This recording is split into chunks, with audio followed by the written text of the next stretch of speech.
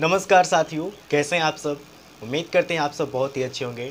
और आपको पता है कि अभी हमारा ज्योग्राफी का सेशन चल रहा है और ज्योग्राफी के सेशन में हम लोग पढ़ रहे हैं। ज्योग्राफी का जो पार्ट ए है वो यानी सामान्य भूगोल, और सामान्य भूगोल के अंतर्गत हम लोग पढ़ रहे हैं कॉस्मस। यानी कॉस्मस बोले तो ब्रह्मांड। ब्रह्मांड में हमने बहुत सारे टॉपिक के ऊपर डिस्कस कर चुके हैं, और आज का जो टॉपिक है वो भी ब्रह्मांड से ही जुड़े हैं, जिसे हम ग्रह कहते हैं, प्लैनेट्स। क्योंकि आपको पता है कि ग्रह भी हमारे ब्रह्मांड में ही उपस्थित है, तो ग्रह भी जो टॉपिक है वो ब्रह्मांड के अंतर्गत ही आता है। तो आज के टॉपिक में हम लोग विस्तारित पूर्वक परिचर्चा करने वाले हैं ग्रह के बारे में। ग्रह को अगर हम अंग्रेजी शब्दों की बात करें तो अंग्रेजी के शब्दों में प्लैनेट्स बोला जाता है, ठीक है। तो आखिर ये प्लैनेट्स है क्या, हमारे ब्रह्मांड में कितने ग्रह हैं, कौन कौन से ग्रह की क्या खासियत है, कहाँ पे जीवन संभव है, कहाँ पे क्या है, वो सूर्य का परिक्रमा कितने दिनों में करते हैं, यानी सूर्य का एक चक्कर लगाने में कितने समय लेता है, इन सारे जो बातें हैं, इन सारे बातों का यहाँ पे डॉट क्लियर हो पाएगा इस वीडियो में। बस आप शुरू से अंत तक मेरे साथ बने रहें, मैं उसका डॉट जरूर क्लियर कराऊंगा। तो चलिए शुरू करते हैं। सबसे पहले जानते हैं कि ग्रह आखिर होता क्या है। ग्रह, तो ग्रह जैसे कि मान लिया कि ये हमारे पास एक तारा है,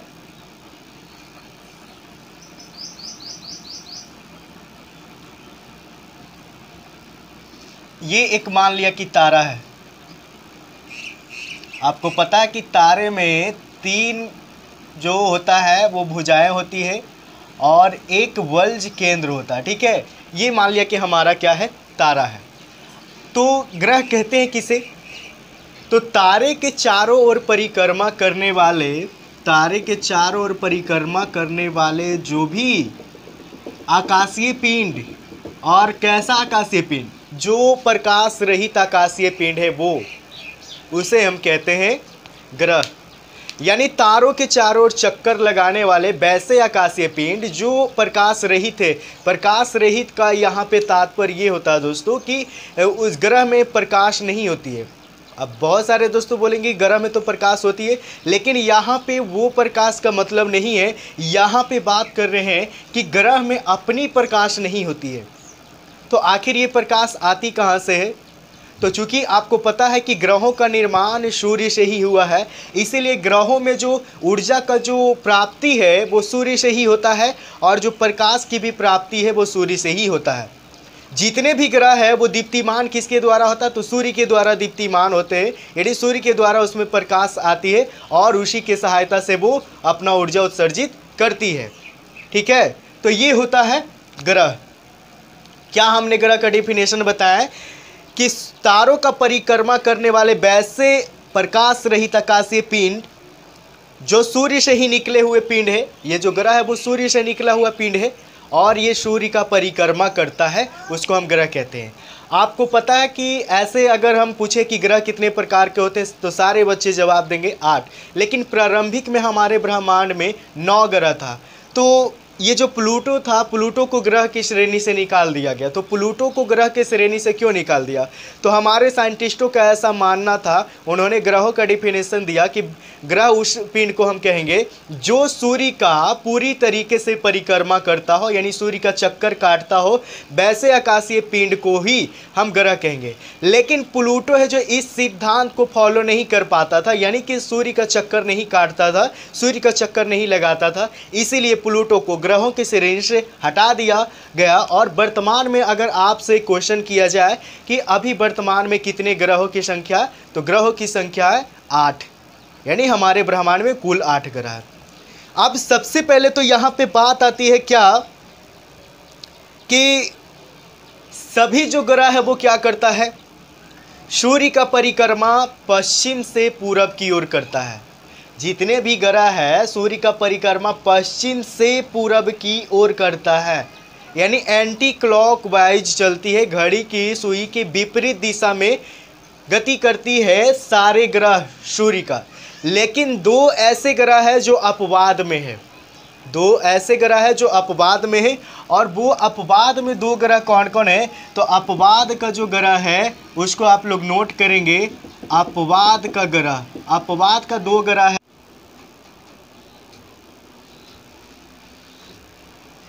तो अपवाद ग्रहों में जो दो ग्रह है उसका नाम क्या है? तो अपवाद की ग्रह को आप लोग नोट करेंगे और वो ये है, पहला है शुक्र और एक है अरुण। अरुण ऐसे दो अपवाद में ग्रह है जो सूर्य का चक्कर पूरब से पश्चिम की ओर करता है। क्या करता है ये? पूरब से पश्चिम की ओर चक्कर काटता है। किसका? सूर्य का। कौन? शुक्र और अरुण, जो कि बाकी अन्य ग्रहों से इनके पास गुण अलग होता है। ठीक है।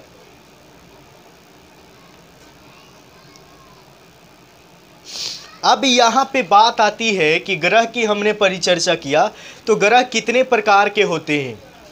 तो ग्रह जो है वो दो प्रकार के होते हैं। ग्रह दो प्रकार के होते हैं। कितने?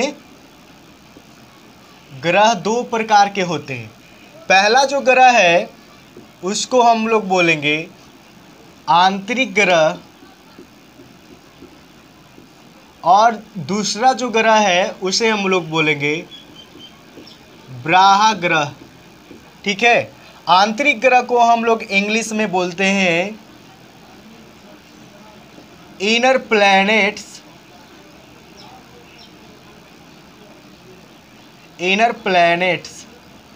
और बाह्य ग्रह को बोला जाता है आउटर प्लैनेट्स।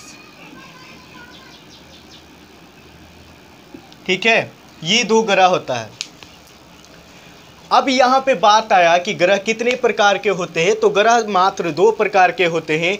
एक होता है आउटर प्लैनेट्स और एक होता है इनर प्लैनेट्स। इनर प्लैनेट्स अर्थात आंतरिक ग्रह, आउटर प्लैनेट्स अर्थात बाह्य ग्रह। अब आंतरिक ग्रह में कितने ग्रह आते हैं और आउटर ग्रह में कितने ग्रह आते हैं? तो आपको बता दें कि आंतरिक ग्रह में आते हैं 4 ग्रह। तो जाहिर सी बात है, टोटल ग्रहों की संख्या है 8, आंतरिक ग्रह में ग्रहों की संख्या है 4, तो बाह्य ग्रह में ग्रहों की संख्या कितनी होगी? तो 8 ग्रह में से तो 4 ग्रह आंतरिक ही है, तो बाकी के कितने ग्रह बचा? 4 ग्रह। तो ये 4 ग्रह बाह्य ग्रह होगा। तो 4 है जो बाह्य ग्रह भी और 4 है जो आंतरिक ग्रह भी होता है। अब ये आंतरिक ग्रह में 4 ग्रह कौन कौन होते हैं, इसको जरा जानते हैं कि आंतरिक ग्रह में 4 ग्रह कौन कौन होता है। तो सबसे पहले परिचर्चा हम लोग करेंगे, पहला जो ग्रह इसमें होगा वो हो जाएगा बुध।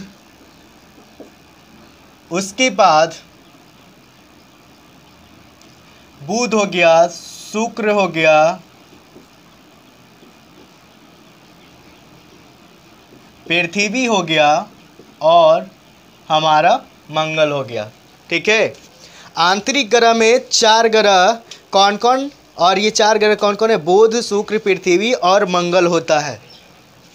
ये चारे जो ग्रह है, ये आंतरिक ग्रह जो है वो सूर्य के काफ़ी नज़दीक है। तो क्वेश्चन आता है कि सूर्य का नज़दीकी ग्रह कौन कौन है, सबसे नज़दीकी ग्रह कौन कौन है? तो सबसे नज़दीकी ग्रह की बात करें तो बुध, और उससे दूसरे नंबर पे शुक्र, उससे तीसरे नंबर पे पृथ्वी नहीं, पृथ्वी आता है 5वें नंबर पे। ठीक है। यानी कि ये जो ग्रह है ये पृथ्वी, ये सूर्य के काफ़ी नज़दीकी वाले ग्रह है। कौन? आंतरिक ग्रह। चूँकि ये सूर्य के काफ़ी नज़दीकी का ग्रह है, इसीलिए इसे ये क्या होता है, भारी पदार्थों से निर्मित होता है। ठीक है। और चूंकि ये सूर्य के काफ़ी नज़दीक है तो जाहिर सी बात है कि इसको सूर्य को चक्कर लगाने में बाकी के अन्य ग्रहों के अपेक्षा इन ग्रहों के जो परिक्रमा करने की जो अवधि होगी वो कम से कम होगी। ठीक है। इतना जाने हम लोग। अब यह क्या होता है कि आकार, ये क्या होता है, ये हल्का ग्रह होता है। ये क्या होता है, भारी पदार्थों से निर्मित होता है ना, तो ये भारी पदार्थों से निर्मित होता है। अब बाह्य ग्रह की बात करते हैं। तो बाह्य ग्रह में कौन कौन आएगा? तो बाह्य ग्रह में आपका आ जाएगा, यहाँ से बाह्य ग्रह में आ जाएगा आपका, सबसे पहले तो आ जाएगा बृहस्पति, शनि, उसके बाद है अरुण और उसके बाद है वरुण। 4 ग्रह आंतरिक में और 4 ग्रह ब्रह्मा में, टोटल ग्रहों की संख्या 8। प्लूटो जो था उसको ग्रहों की श्रेणी से निकाल दिया गया, क्योंकि साइंटिस्टों के अनुसार जो ग्रहों का जो डिफिनेशन था वो ये था कि जो वैसे आकाशीय पिंड जो सूर्य का परिक्रमा करेगा उसे हम ग्रह कहेंगे। लेकिन सूर्य, ये जो प्लूटो है, ये इस सिद्धांत को फॉलो नहीं करता था। यही कारण है कि उसे हटा दिया गया, ग्रहों की श्रेणी से हटा दिया गया। कब हटाया गया और कौन कौन से वैज्ञानिकों ने इसमें सहमति अपना दिया, कितने देशों के वैज्ञानिकों शामिल हुए थे, इन सारे के बारे में भी हम लोग विस्तार पूर्वक चर्चा करेंगे आगे के टॉपिक में, क्योंकि आगे का टॉपिक में वो पढ़ना है। ठीक है, तो अभी हम अपना टाइम क्यों वेस्ट करें। बस ये आप जानिए अभी कि प्लूटो हमारे ग्रह में नहीं है। वर्तमान में हमारे ग्रहों की संख्या कुल 8 है। ठीक है, तो हमने बताया कि इनर प्लैनेट्स में 4 ग्रह और आउटर प्लैनेट्स में 4 ग्रह। इनर जो प्लैनेट्स होता है ये सूर्य के काफ़ी नज़दीकी का ग्रह होता है और इसीलिए ये भारी पदार्थों से बना होता है। जबकि आउटर प्लैनेट्स की बात करें तो ये सूर्य से काफ़ी दूर पे होता है, इसीलिए ये हल्के पदार्थों से निर्मित होता है। और चूंकि ये आकार में बड़ा, अगर दूरी की बात करें तो दूरी में सबसे कम दूरी में, यानी सूर्य के नज़दीकी ग्रह में ये इनर प्लैनेट्स आएगा। लेकिन आकार में सबसे बड़ा आकार में कौन सा ग्रह है, तो आउटर ग्रह का जितने भी आउटर प्लैनेट्स में जितने भी ग्रह आते हैं सारे ग्रह है जो आकार में बड़ा है। तो चूंकि ये आकार में बड़ा है इसीलिए इस ग्रह को ग्रेट प्लैनेट्स बोला जाता है। ठीक है, ग्रेट प्लैनेट्स बोला जाता है। क्यों? क्योंकि ये आकार में बड़ा है, इसीलिए इसे ग्रेट प्लैनेट्स के नाम से भी जाना जाता है। ठीक है, चलिए अब आपसे क्वेश्चन किया जाए कि सौर मंडल का सबसे बड़ा ग्रह कौन है, तो सौर मंडल का सबसे बड़ा ग्रह है फिर ये बृहस्पति, और सौर मंडल का सबसे जो छोटा ग्रह है वो क्या हो जाएगा, आपका बुध हो जाएगा। ठीक है, सौर मंडल का सबसे बड़ा ग्रह, सौर मंडल का सबसे बड़ा ग्रह बृहस्पति, जिसे जुपिटर बोला जाता है। बृहस्पति का इंग्लिश में जुपिटर बोला जाता है। और सबसे छोटा ग्रह की बात करें तो ये है बुध है, जिसे मरकरी बोला जाता है। ठीक है, ये पॉइंट आप लोग नोट करेंगे क्योंकि काफ़ी इंपॉर्टेंट है। आपको टॉपिक अगर कवर करना है तो पॉइंट को नोट करना होगा। तो हमने अभी तक बताया कि सौर मंडल का सबसे बड़ा ग्रह बृहस्पति, सबसे छोटा ग्रह बुध। ठीक है, और टोटल ग्रहों की संख्या कितना है, तो टोटल ग्रहों की संख्या 8। ठीक है, चलिए अब हम लोग जानते हैं ये जो आज का जो टॉपिक होगा, आज के टॉपिक में हम लोग सिर्फ इनर जो प्लैनेट्स है इसके बारे में चर्चा करेंगे। यानी इनर प्लैनेट्स में जितने भी ग्रह, तो कितना ग्रह, 4 ग्रह। इन 4 ग्रहों के बारे में आज हम लोग विस्तार पूर्वक चर्चा करेंगे कि चारों ग्रह पे कौन कौन सी चीज़ें किस प्रकार व्यवस्थित है, कहाँ पे जीवन संभव है, किसका कितना उपग्रह है, सूर्य से कितने दूरी पे है, सूर्य का परिक्रमा कितने दिनों में करता है, इन सारे चीज़ों के ऊपर हम लोग डिस्कस करने वाले। तो आप लोग इसका स्क्रीनशॉट लेंगे और इसको एक बार नोट कर लेंगे। ठीक है, वीडियो को पॉज करके। तो चलिए फिर हम लोग आगे बढ़ते हैं।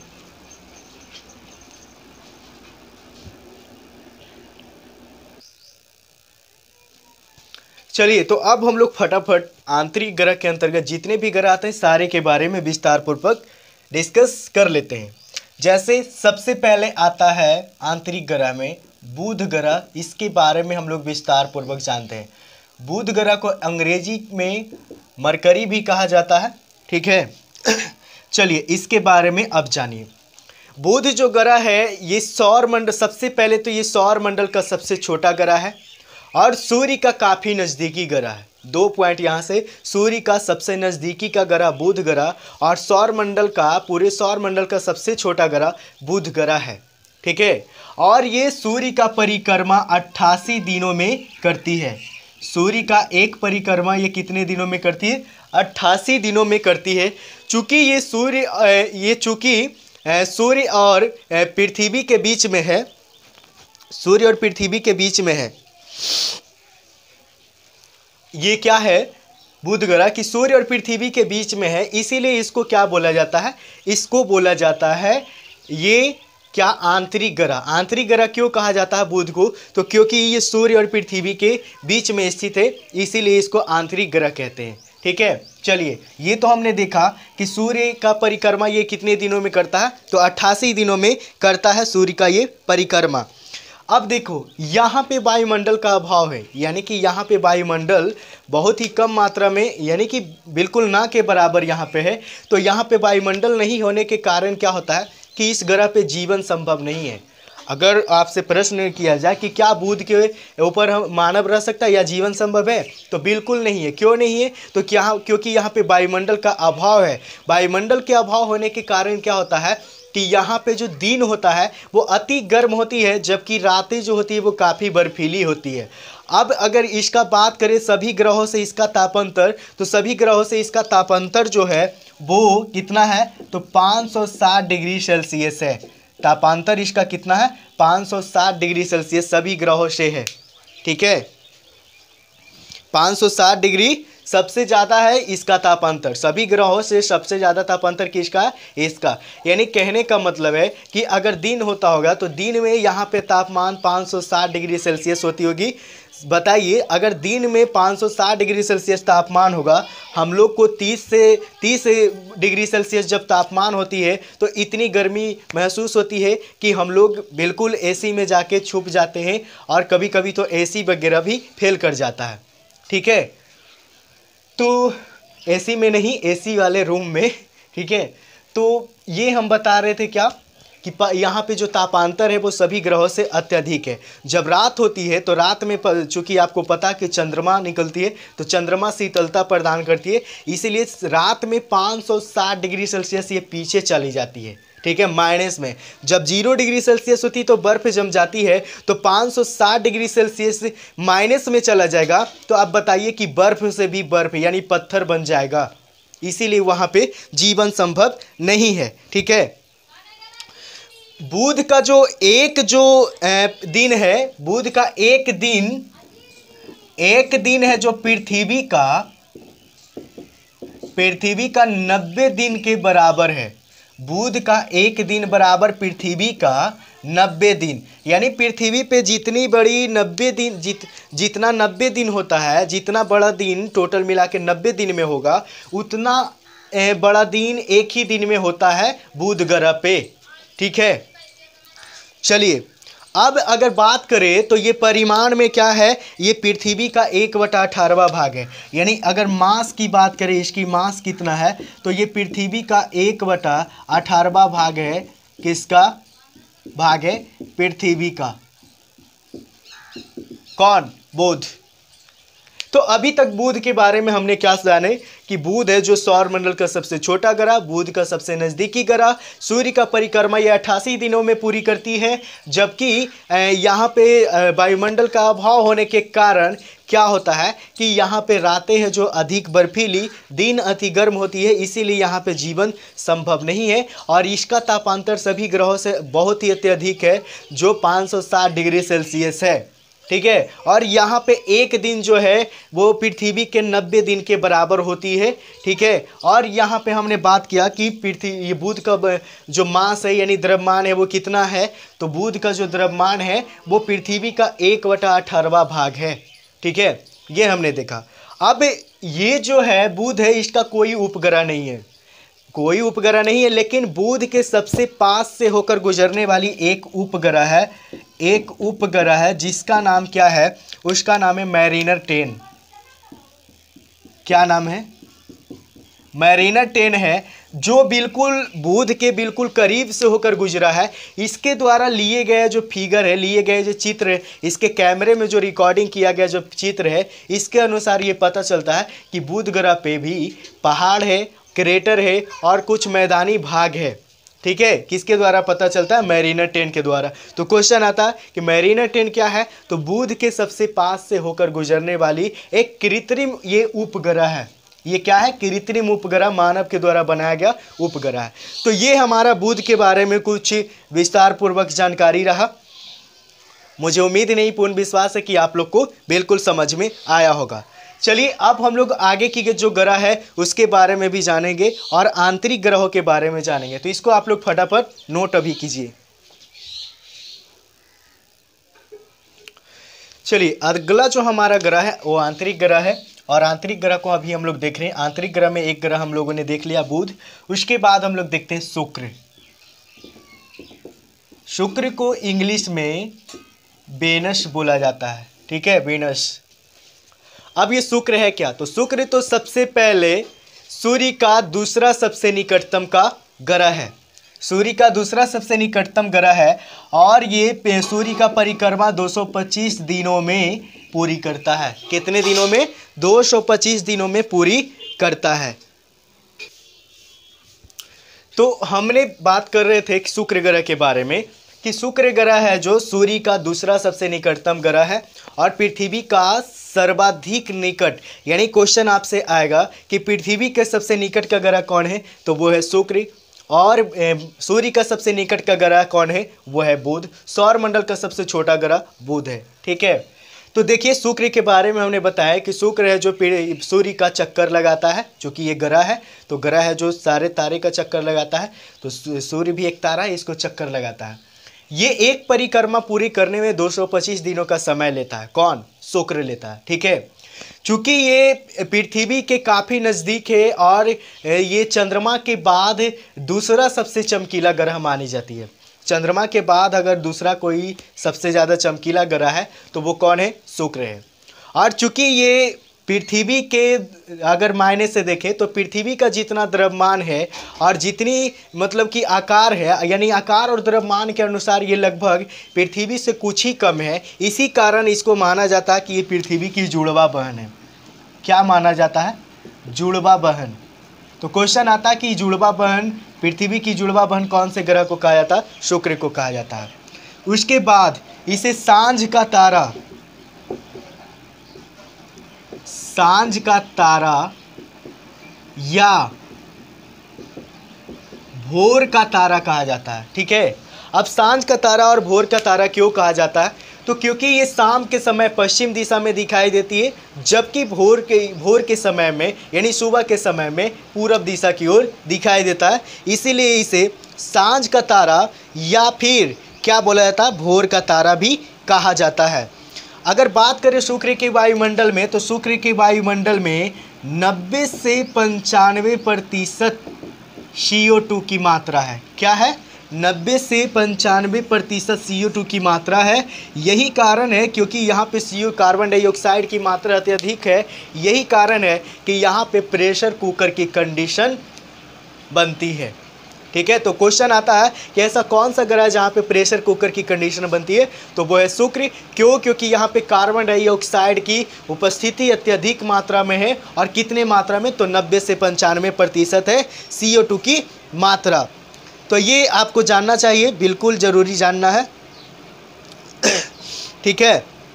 अब देखिए यहाँ पे बताया जा रहा कि शुक्र का भी कोई उपग्रह नहीं है। तो अभी तक हम लोगों ने देखा कि बुध का भी कोई उपग्रह नहीं है, बल्कि बुध के पास से होकर गुजरने वाली एक कृत्रिम उपग्रह था जिसका नाम था मैरिनर 10, जिसमें लिए गए फिगर से पता चला ये था कि बुध के ऊपर भी बहुत सारे पर्वत है, क्रेटर है और कुछ मैदानी भाग है, लेकिन बुध का कोई उपग्रह नहीं है। उसी प्रकार शुक्र का भी कोई उपग्रह नहीं है। बुध है जो सूर्य का 88 दिनों में एक परिक्रमा पूरी करती है, जबकि शुक्र है जो 225 दिनों में पूरा करती है। तो इसे भी आप लोग नोट करें। फिर हम लोग आगे के ग्रह को भी देखते हैं। चलिए अब हम लोग देखते हैं आंतरिक ग्रह का तीसरा ग्रह, जिसको पृथ्वी बोला जाता है, यानी कि अर्थ। पृथ्वी को अंग्रेजी में अर्थ बोला जाता है। चलिए सबसे पहले तो इसके बारे में जानें कि ये सूर्य का तीसरा सबसे नज़दीकी का ग्रह है। कौन? सूर्य का सबसे तीसरा नज़दीकी का ग्रह है पृथ्वी, ठीक है। और पृथ्वी एकमात्र ऐसा ग्रह है जहाँ पे जीवन संभव है। और क्यों यहाँ पे जीवन संभव है?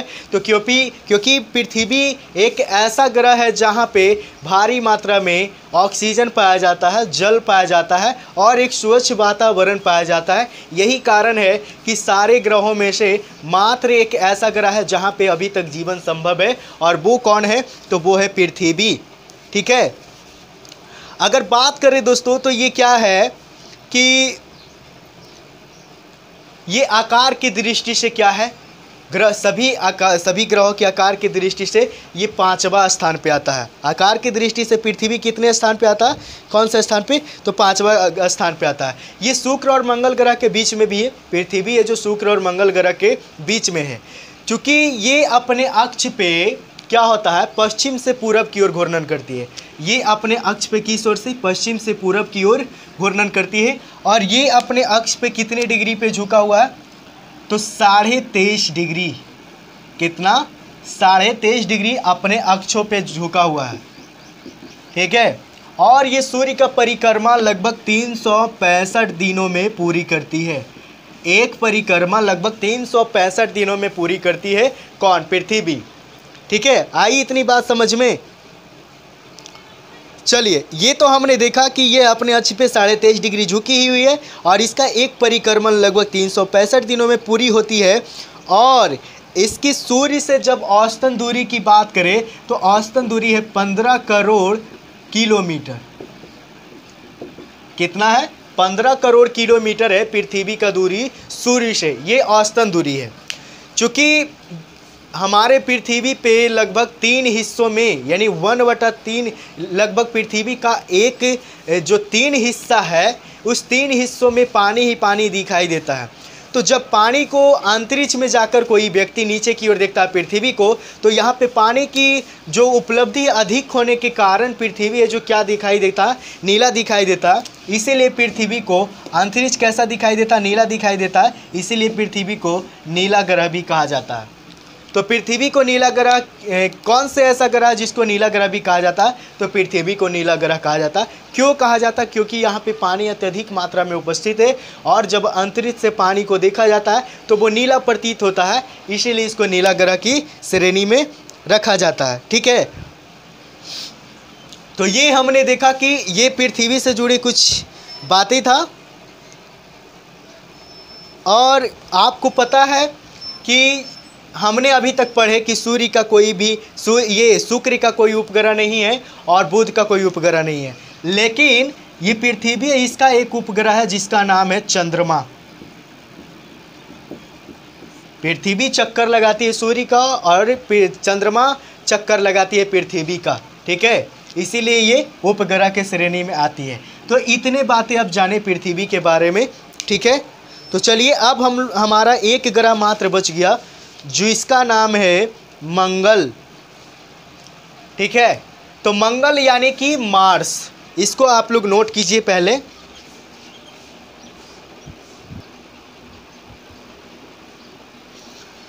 चलिए, अब हम लोग देखते हैं एकमात्र आंतरिक ग्रह जिसका नाम है मंगल। मंगल को अंग्रेजी में मार्स बोला जाता है। क्या बोला जाता है, मार्स। देखिए, सबसे पहले बात करें कि ये सूर्य से दूरी की क्रम में देखें तो ये 4थे नंबर पे आता है और ये सूर्य का परिक्रमा 687 दिनों में पूरी करती है। चूँकि मंगल जो ग्रह है इसकी सतह लाल हमें दिखाई देती है, इसीलिए इसे मंगल ग्रह को लाल ग्रह के श्रेणी भी दिया जाता है। मंगल ग्रह को क्या कहा जाता है, लाल ग्रह कहा जाता है।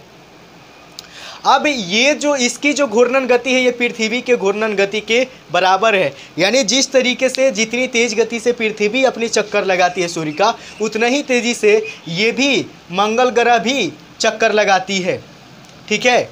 लेकिन पृथ्वी 365 दिनों में, जबकि ये 687 दिनों में चक्कर लगाती है। हमने अभी तक क्या देखे कि बुध का कोई भी ग्रह नहीं, बुध का कोई उपग्रह नहीं, शुक्र का कोई उपग्रह नहीं, पृथ्वी का एकमात्र उपग्रह जिसका नाम है चंद्रमा। लेकिन मंगल ग्रह का 2 उपग्रह है। कौन कौन, फोबोस और डीमोस, ठीक है। फोबोस और डीमोस मंगल ग्रह का 2 उपग्रह है। अगर डीमोस की बात करें तो ये सौर मंडल का सबसे छोटा उपग्रह है।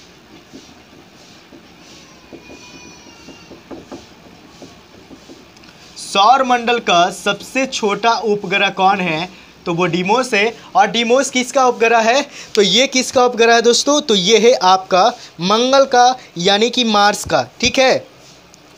और ये जो मंगल ग्रह है, मंगल ग्रह पे सबसे जो ऊंचा जो पर्वत है, मंगल ग्रह पे सबसे ऊंचा पर्वत जिसका नाम है निक्स ओलंपिया। क्या? निक्स ओलंपिया। ये एवरेस्ट की जो माउंट एवरेस्ट है उससे 3 गुना अधिक है इसकी ऊंचाई। निक्स ओलंपिया जो है माउंट एवरेस्ट से 3 गुनी ऊंची पर्वत है जो कि मंगल ग्रह पे स्थित है। और पृथ्वी के बाद एकमात्र ऐसा ग्रह है मंगल जहां पे जीवन संभव करने की व्यतीत किया जा रहा है। यानी कि ऐसा माना जा रहा है कि अगर ऐसा कोई इमरजेंसी परिस्थिति आए तो मंगल ग्रह पे भी इंसान रह सकता है। लेकिन ये अभी 100% प्रूफ नहीं हो पाया है, इसके बारे में अभी खोज जारी है। ठीक है, यानी कि इसको हम कह सकते हैं कि ये एक मात्र ऐसा ग्रह है जिस पर जीवन की संभावना व्यतीत किया जा रहा है।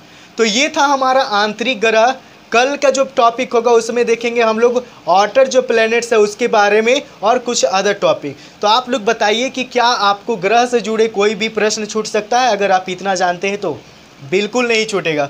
तो बताइए कि आज का हमारा क्लास कैसा लगा कमेंट में, और अच्छा लगा तो मेरे चैनल को सबसे पहले तो सब्सक्राइब कीजिए, वीडियो को लाइक कीजिए और दोस्तों में शेयर ज़रूर करेंगे। और बताइए अन्य भाइयों को कि यहाँ पे कौन से क्लास चलाया जाता है और किसके लिए चलाया जाता है और किस प्रकार से यहाँ पे पढ़ाया जाता है। यहाँ पे पढ़ने के लिए कोई फीस नहीं, बिल्कुल शुल्क आपको पढ़ाया जाता है। तो कमेंट में बताइए कि कैसा रहा आज का हमारा ये मज़ेदार क्लास। तो हम लोग फिर मिलते हैं अगले अपना जो वीडियो होगा उसमें, अगले एपिसोड में। तब तक के लिए आप लोग क्या करें, खूब जमकर पढ़ाई करें, स्वच्छ रहें, सुरक्षित रहें और अपने मंजिल को पाने में जी जान से जुटे रहें। मिलते हैं फिर अगले एपिसोड में। तब तक के लिए आप लोग का नमस्कार, धन्यवाद और जय हिंद।